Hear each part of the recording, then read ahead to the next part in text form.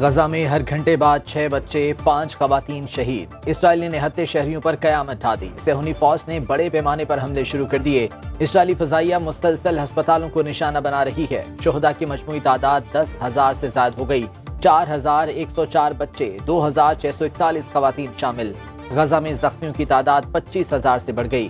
مقبوضہ مغربی کنارے میں بھی صہیونی جارحیت میں اضافہ۔ تل کریم میں اسرائیلی فوجیوں کی فلسطینی گاڑی پر فائرنگ، 3 فلسطینی شہید۔ مغربی کنارے میں مجموعی شہادتیں 155 ہو گئی۔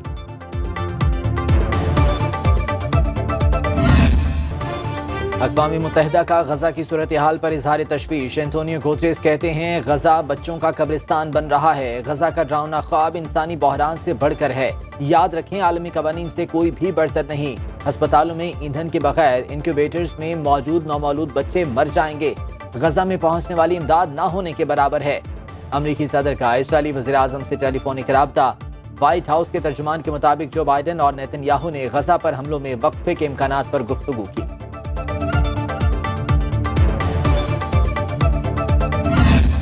امریکہ اسرائیل کو $320 ملین کے جدید ہتھیار اور بم سپلائی کرنے کی پلاننگ کر رہا ہے۔ امریکی اخبار نے صدر جو بائیڈن انتظامیہ کا پول کھول دیا۔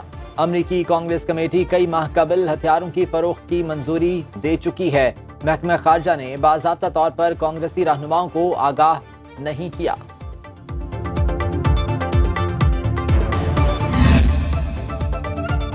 غزہ کی صورتحال پر OIC کا سربراہی اجلاس طلب۔ اجلاس 12 نومبر کو سعودی دارالحکومت ریاض میں ہوگا۔ OIC اجلاس ایک نکاتی ایجنڈے پر مشتمل ہوگا۔ نگران وزیر اعظم رواں ہفتے سعودی عرب کا دورہ کریں گے۔ انوار الحق کاکڑ OIC اجلاس میں شرکت کریں گے۔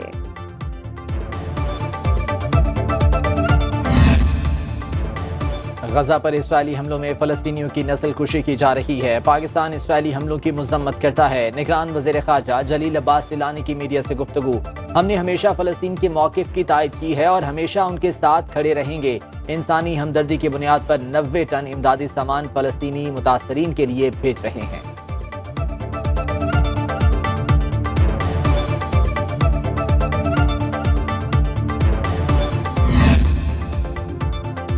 نگران وزیر اعظم انوار الحق کاکڑ سے مولانا طاہر اشرفی کی ملاقات۔ مشرق وسطی کی بگڑتی ہوئی صورتحال پر تفصیلی گفتگو۔ غزہ میں غاصب صہیونی فوج کی جانب سے نہتے فلسطینیوں پر جاری نسل کشی اور مظالم کی بھرپور الفاظ میں مذمت۔ اسلام آباد میں فلسطینیوں سے اظہار یکجہتی کے لیے ریلی کا انعقاد۔ شرکاء کا فلسطینیوں سے اظہار یکجہتی۔ سینیٹر مشاہد حسین سید نے خطاب میں کہا رفح بارڈر سے صرف 15% امدادی سامان جانے کی اجازت دی جا رہی ہے۔ بارڈر مکمل کھولنے کا مطالبہ کرتے ہیں۔ شہریکاد میں بھی شہری سڑکوں پر نکل آئے۔ امیر جماعت اسلامی کراچی حافظ نعیم الرحمان نے خطاب میں کہا کہ دنیا کو انسانی حقوق سکھانے والا امریکہ اسرائیل کی سرپرستی کر رہا ہے۔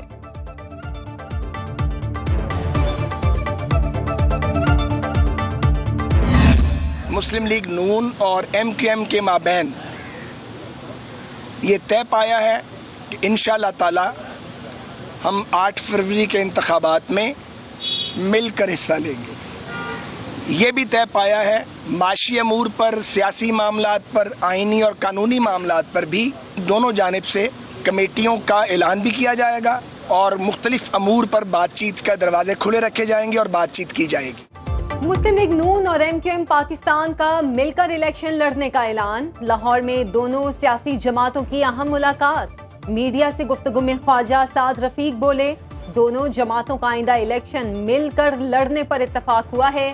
معاشی، سیاسی، آئینی اور قانونی امور پر آپس میں مشاورت کی جائے گی۔ فاروق ستار کا کہنا تھا ملکی معاشی مسائل کے حل کے لیے اتفاق رائے ہونا بہت ضروری ہے۔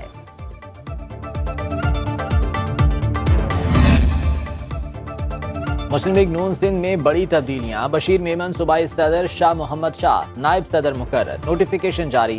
نہال ہاشمی یا خواجہ ناصر محمود کو جنرل سیکرٹری بنائے جانے کا امکان۔ سندھ میں مضبوط اتحاد بنانے کی تیاری کا ٹاسک بشیر میمن کے سپرد۔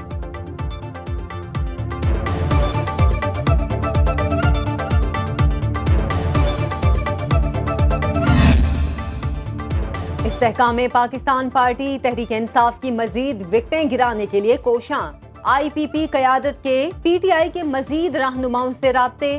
سابق رکن قومی اسمبلی راجہ خرم شہزاد کو پارٹی میں شمولیت کی دعوت.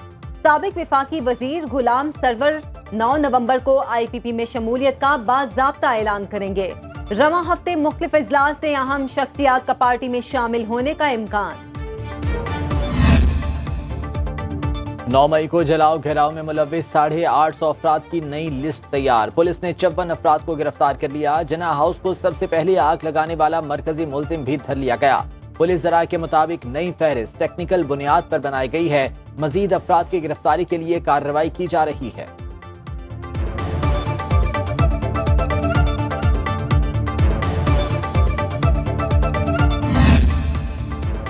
چیئرمین پی ٹی آئی کی درخواستوں کے خلاف انٹرا کورٹ اپیل. اسلام آباد ہائی کورٹ میں جسٹس میاں گل حسن اورنگزیب اور جسٹس سمن رفت امتیاز پر مشتمل 2 رکنی بینچ نے سماعت کی.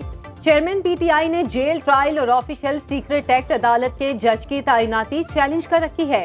جسٹس میاں گل حسن اورنگزیب کے ریمارکس بولے کیس کے بارے میں اخبارات میں غلط رپورٹنگ ہوئی.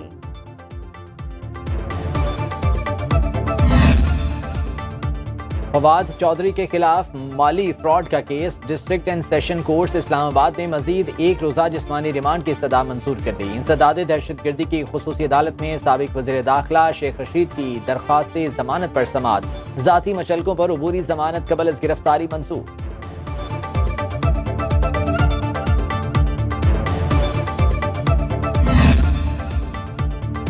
ڈالر کی قیمت میں اضافہ جاری. انٹر بینک میں ڈالر 1 روپے 21 پیسے مہنگا 286 روپے 50 پیسے پر ٹریڈنگ.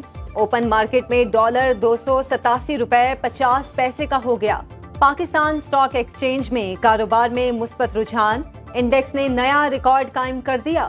100 انڈیکس 331 پوائنٹس اضافے سے 54,000 کی نفسیاتی سطح عبور کر گیا. 54,192 پوائنٹس کی سطح پر ٹریڈنگ. سونے کی قیمت میں 200 روپے کی معمولی کمی 2,14,000 روپے فی تولہ ہو گیا. آئی ایم ایف نے پاکستان میں ڈالر کی قیمت میں کمی پر شکوک کا اظہار کر دیا. عالمی ادارے نے ڈالر کے مقابلے میں روپے کی قدر میں بہتری کی تفصیلات مانگ لیں. وزارت خزانہ کے مطابق آئی ایم ایف کی شرائط پر عمل کیا روپے کی قیمت میں بہتری مصنوعی نہیں. اسمگلنگ اور غیر قانونی طور پر مقیم افراد کے خلاف کارروائی سے ڈالر کی قیمت میں کمی آئی. انٹرنیشنل مانیٹرنگ فنڈ کی طرف سے ٹیوب ویل صارفین کے لیے بجٹ سبسڈی ختم کرنے کا مطالبہ. اب خبر آپ کی دسترس میں ہر وقت بر وقت. ابھی سنو نیوز کے یوٹیوب چینل کو سبسکرائب کیجئے, بیل آئیکن پر کلک کیجئے اور باخبر رہیے ملکی اور بین الاقوامی حالات سے یقین کے ساتھ.